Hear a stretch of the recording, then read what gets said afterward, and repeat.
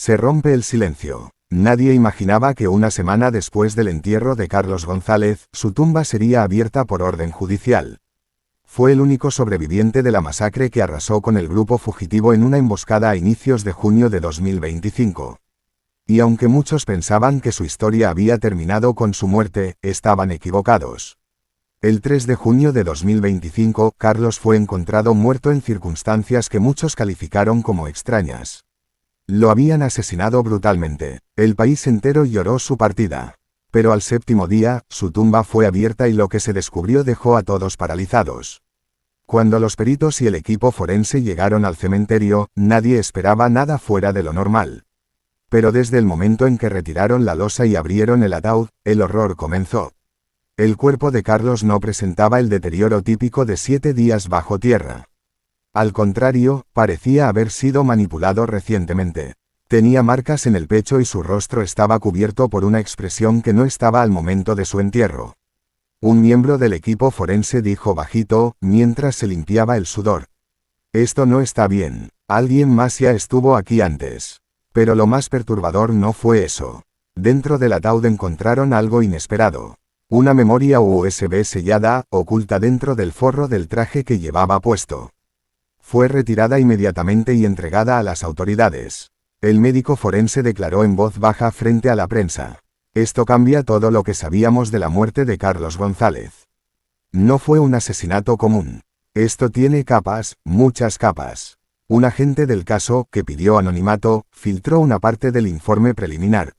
La data del USB podría contener audios, nombres, y evidencia de traición. Y justo ahí, comenzaron las dudas. Porque si Carlos fue asesinado tras sobrevivir a la emboscada del grupo fugitivo, y si alguien lo traicionó desde adentro, ¿qué contiene esa memoria? ¿Por qué alguien querría entrar a su tumba y dejarla allí? Carlos González no era solo un cantante. Era testigo clave en las investigaciones contra bandas delictivas que operaban detrás del negocio musical. Se sabía que había recibido amenazas después de la emboscada, y aunque estaba supuestamente bajo protección, lo mataron igual. El forense dijo algo que dejó a todos fríos. El cuerpo de Carlos tenía residuos de una sustancia rara, muy rara. No es algo que se use comúnmente. Es como si hubieran querido dejar una señal. Un mensaje. Y así, con el país entero en shock, se abrió una nueva línea de investigación. La tumba fue reabierta no por curiosidad, sino porque alguien del entorno judicial recibió una nota anónima. «Vuelvan a mirar dentro. Carlos no murió solo». Esa frase lo cambió todo. El 3 de junio se marcó como la fecha oficial del crimen. Pero el verdadero misterio empezó 7 días después, cuando el silencio, literal y simbólicamente, se rompió. La memoria USB, apodada por los agentes como el pendrive maldito, fue extraída del cuerpo sin vida de Carlos González el 10 de junio de 2025, exactamente 7 días después de su asesinato. La habían encontrado oculta entre el forro de su traje, dentro del ataúd. Y desde el momento en que esa memoria salió a la luz, todo cambió. La policía pensó que podría tratarse simplemente de alguna curiosidad, tal vez algo que Carlos quiso llevarse a la tumba. Pero estaban muy equivocados. Cuando los expertos informáticos conectaron el dispositivo en un ambiente controlado, lo primero que encontraron fue un archivo con nombre extraño. No /lo /abram /au con acento agudo n.mp4. Y justo al lado, otro archivo encriptado con el nombre pruebas /traición.cgx. Los técnicos trataron de acceder al segundo archivo, pero estaba blindado por una contraseña de más de 30 caracteres. Así que empezaron por él. Primero, al reproducir el vídeo, el silencio en la sala fue absoluto. Carlos González aparecía, grabado en lo que parecía una habitación oscura, probablemente desde algún escondite. Su rostro lucía tenso, cansado, derrotado. Dijo con voz firme: «Si estás viendo esto, es porque ya estoy muerto. No fue accidente. No fue una casualidad. Me mataron. Y sé quién fue». El vídeo se detuvo por unos segundos y luego Carlos continuó: «Sobreviví a la emboscada, pero eso solo fue el inicio. Desde ese día, sabía que alguien de los nuestros nos entregó. El grupo fugitivo no cayó por azar. Fue un trabajo interno. Y esa persona aún respira». En ese instante, una imagen apareció en pantalla. Era una foto tomada con un celular. Borrosa, pero clara. Aparecía Carlos González junto a otro miembro del grupo, Marco Álvarez, alias El Tigre. Carlos interrumpía de nuevo el vídeo con su voz. Marco fue el primero en saberlo. Él me ayudó a esconder esto. Pero luego lo desaparecieron. Dicen que se fue del país. Mentira. Lo mataron. Lo callaron. El archivo se cortó ahí. Solo un fragmento, pero suficiente para poner en alerta a toda la unidad de investigación. Y mientras eso ocurría, los forenses hacían otro hallazgo perturbador. Una pequeña nota escrita a mano, escondida dentro del bolsillo interior del traje de Carlos. La nota decía: la verdad está dentro, pero no todos están listos para escucharla. Se rompe el silencio, y lo que viene es peor. Esa frase volvió a aparecer en otro fragmento del pendrive. Alguien había editado un conjunto de videos, imágenes, audios y capturas de pantalla. Un segundo archivo reproducido reveló un audio escalofriante. Carlos llorando, diciendo: nos amenazaron durante meses, y aún así decidimos seguir cantando. No podíamos parar, la música era lo único que nos quedaba. Pero uno de los nuestros habló de más. Sabía lo que venía, y no hizo nada. Solo se fue tarde esa noche. Él ya sabía. La voz de Carlos no dejaba lugar a dudas. Estaba señalando a alguien. El equipo lo tenía claro, la clave de todo estaba dentro de ese archivo cifrado. Pero ¿cómo acceder? Uno de los investigadores recordó algo dicho por Carlos en una entrevista antes de morir. Mi vida se divide entre acordes y cicatrices. Pero hay cosas que no puedo cantar. Esa frase no parecía tener sentido en su momento. Pero al usar partes de esa cita como contraseña, algo se desbloqueó. El archivo pruebas_traición.cgx comenzó a abrirse. Dentro había audios de llamadas interceptadas, fotografías de reuniones clandestinas, videos donde se ve a Carlos discutiendo con alguien de su entorno. Y lo más fuerte, un contrato de protección firmado por Carlos días antes de morir, con un nombre tachado. El contrato de protección revelaba que Carlos sabía que su vida estaba en peligro, y que había entregado pruebas a un fiscal de apellido Gutiérrez. Pero ese fiscal desapareció 2 días después del asesinato de Carlos. Las teorías empezaron a multiplicarse. ¿Quién lo entregó? ¿Por qué escondió todo eso en su propio ataúd? ¿Y quién dejó una nota anónima alertando a las autoridades para abrir la tumba? Las respuestas estaban ahí, pero aún no completas. El pendrive, lejos de cerrar la historia de Carlos, la abrió en 1000 pedazos. Porque ahora no solo se investigaba su muerte, sino todo lo que había detrás del grupo fugitivo, una red que podría estar conectada con delitos mucho más grandes, extorsión, lavado de dinero, y vínculos con bandas armadas. La memoria de Carlos hablaba incluso más que él en vida. Su muerte no fue el final. Fue el disparo de salida, para una cacería. Y como si fuera poco, el último archivo del pendrive sin nombre, sin imagen previa, solo contenía una voz distorsionada. Diciendo: los que creen que esto terminó, no han entendido nada. Hay más tumbas por abrir. Y más verdades que desenterrar. La tumba de Carlos González fue abierta el 10 de junio de 2025, 7 días después de su entierro. Pero lo más perturbador no fue lo que encontraron dentro, sino lo que ya no estaba igual. Los sepultureros fueron los primeros en dar la alerta. Uno de ellos, don Hilario, un hombre que llevaba más de 30 años trabajando en el cementerio central, fue quien notó algo insólito al llegar esa mañana al sector 4B donde reposaba el cuerpo de Carlos. Esa lápida no estaba como la dejamos, dijo con voz temblorosa. El mármol parecía movido, como si alguien la hubiese abierto y cerrado de nuevo. Pero sin herramientas. Era como si alguien, o algo, hubiera entrado por su cuenta. Los encargados revisaron las cámaras de seguridad del cementerio.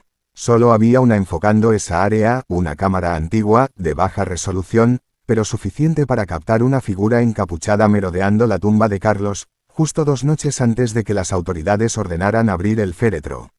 La grabación muestra a esta persona, alto, delgado, con movimientos calculados acercarse al lugar con lo que parece ser una palanca y una linterna UV. Y aunque la cámara no capta el momento exacto de la apertura, sí registra el tiempo que estuvo frente a la tumba, 43 minutos. Pero lo más extraño vino después. Cuando la fiscalía dio la orden de exhumación, al abrir el ataúd notaron que la tierra estaba removida en capas distintas. Es decir, el primer metro de tierra tenía una compactación diferente a la del fondo, como si hubiera sido cavado y vuelto a enterrar con prisa. El ataúd tenía una ligera fractura en el lado izquierdo, justo donde se escondía el pendrive, y la tela interior presentaba una marca extraña, como si alguien hubiese intentado extraer algo, o poner algo. El forense encargado, el doctor Emilio Verástegui, también comentó un detalle macabro. Cuando abrimos el ataúd, sentimos un olor distinto al de una descomposición natural. Era como una mezcla de tierra mojada, con ácido, y algo más. Un olor metálico, raro. No era normal, y entonces vino la revelación más inquietante. Dentro del ataúd, en el espacio de los pies, se encontró una hoja doblada en 4 partes, manchada con tierra y humedad, que no estaba allí en el primer sepelio. La nota decía: no descansará hasta que todos sepan. Él me dijo lo que ustedes temían escuchar. Esto no fue un crimen. Fue un mensaje, firmado con las iniciales, SG. La fiscalía revisó la lista de visitantes del funeral, grabaciones de los asistentes, incluso los nombres del personal que estuvo presente en el primer entierro. Ningún SG apareció en los registros. Y ahí fue cuando una teoría espeluznante empezó a tomar fuerza. Carlos González había sido visitado después de muerto, por alguien que conocía demasiado bien lo que él sabía. Algunos investigadores comenzaron a hablar de rituales, de mensajes ocultos, de una red que estaba jugando con símbolos y silencios. Y como si todo eso fuera poco, el siguiente detalle sacudió a los más escépticos. Uno de los detectives, al revisar los guantes del traje de Carlos que habían sido colocados en su pecho, notó que uno de ellos estaba del revés. Al abrirlo, se encontró una pequeña tarjeta SD envuelta en plástico y papel aluminio. Y ese archivo tenía un único vídeo de 11 segundos. En ese clip, grabado a oscuras, una voz masculina dice: si estás viendo esto, es porque no cerraron bien la tumba. La verdad no puede ser enterrada 2 veces. Busquen debajo del banco de piedra. La próxima vez, no estaré solo. La referencia al banco de piedra apuntaba a un sitio dentro del mismo cementerio, un banco de granito gris donde Carlos solía sentarse, según contaron sus amigos, a escribir letras de canciones en los días en que se refugiaba del ruido del mundo. La policía fue esa misma noche. Cavaron debajo del banco, y encontraron una caja metálica oxidada. Su contenido: fotografías, una lista de nombres, un pasaporte a nombre de Carlos González, con una salida registrada hacia Paraguay. Y una carta que comenzaba así: si estás leyendo esto, es porque no pude escapar. No me dejaron. Carlos González dejó mucho más que música. Dejó un rompecabezas macabro, un juego de pistas tan bien oculto que ni la muerte pudo taparlas del todo. La tumba no se cerró sola. Y lo que se desenterró apenas es la mitad del enigma. La muerte de Carlos González sigue sacudiendo a todo el país. Las preguntas aumentan, las teorías se multiplican y las autoridades parecen cada vez más perdidas. Pero entre tanto ruido, una palabra comenzó a aparecer en casi todos los interrogatorios, llamadas anónimas y mensajes extraños que recibieron los medios de comunicación: venganza. ¿Fue Carlos asesinado por lo que sabía, o por lo que hizo? La carta hallada en su tumba, firmada por SG, y llena de insinuaciones crípticas, parecía más que un mensaje, era una sentencia, un eco escrito por alguien que exigía justicia, o ajuste de cuentas. La caja hallada bajo el banco de piedra fue el detonante. En su interior, los investigadores encontraron documentos que conectaban a Carlos con una operación encubierta de inteligencia civil, donde al parecer había sido informante silencioso de la fiscalía sobre una red de corrupción, extorsión y tráfico de influencias. Una red que incluía no solo a funcionarios menores, sino también a altos mandos militares retirados, políticos activos, y músicos reconocidos. Sí, músicos. Carlos González, el artista que todos conocían por sus canciones llenas de nostalgia y crítica social, habría estado infiltrado, desde hacía más de un año, en un grupo cultural que servía como fachada para actividades ilícitas. Ese grupo era conocido como Subjetivo. De cara al público, realizaban conciertos, recitales poéticos, charlas filosóficas, pero, puertas adentro, según revelan los documentos, se hacían tratos oscuros, conexiones con grupos armados, y hasta tráfico de identidades falsas. Y fue justamente dentro de ese grupo donde Carlos empezó a notar cosas extrañas.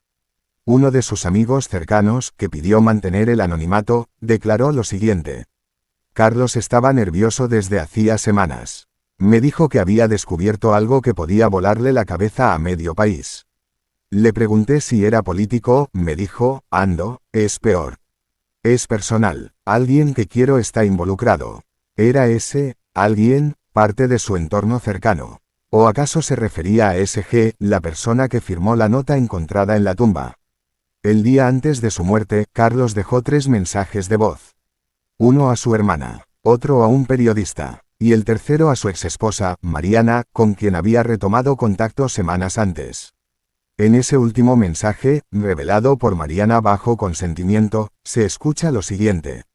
Mariana, si algo me pasa, por favor, busca en el cuaderno negro, el que escondí en el piano viejo. Ahí están todos los nombres. No fue un accidente. No quiero que digan que fue un ajuste de cuentas, porque esto va más allá de mí. Esto es por todo lo que callamos. Ya no puedo seguir así. El cuaderno negro fue hallado por Mariana. Entregado a las autoridades. Sellado. Hasta el día de hoy, su contenido no ha sido revelado al público. Justicia o venganza. Los analistas más cercanos al caso creen que Carlos fue víctima de ambas.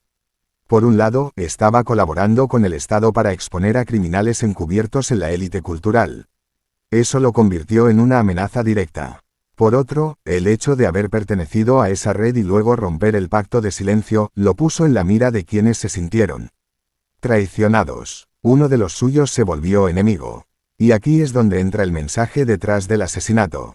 Los forenses hallaron, en el reverso del pañuelo que cubría el rostro de Carlos en el ataúd, una línea bordada con hilo rojo.